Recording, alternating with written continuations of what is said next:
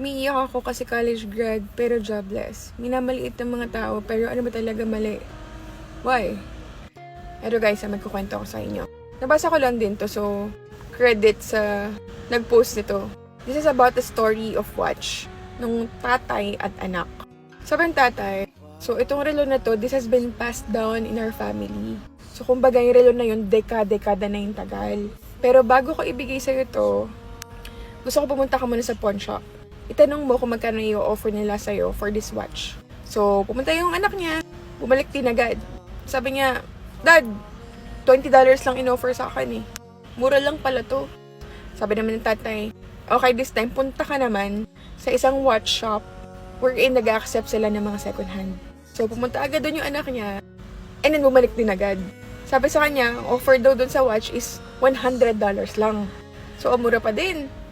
So, ngayon, sabi naman ng tatay, okay, this time, pumunta ka naman sa isang antique exhibit shop. And tingnan mo kung magkano i-offer nila sa'yo. So, ngayon, papunta ng anak niya, nagulat siya pagbalik niya. Like, super gulat na gulat siya kasi ang offer sa kanya is $500,000 for that watch. Kasi yung watch na yun is collector's item pala na sobrang rare. Like, super valuable niya. Na sobrang ang laki ng halaga niya.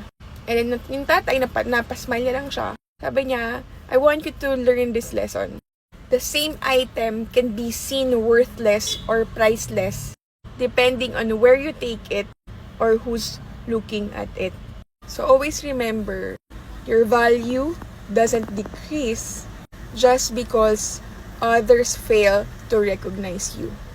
The right place and the right people will see your true worth. So don't ever feel bad. You're just probably in the wrong place with the wrong people.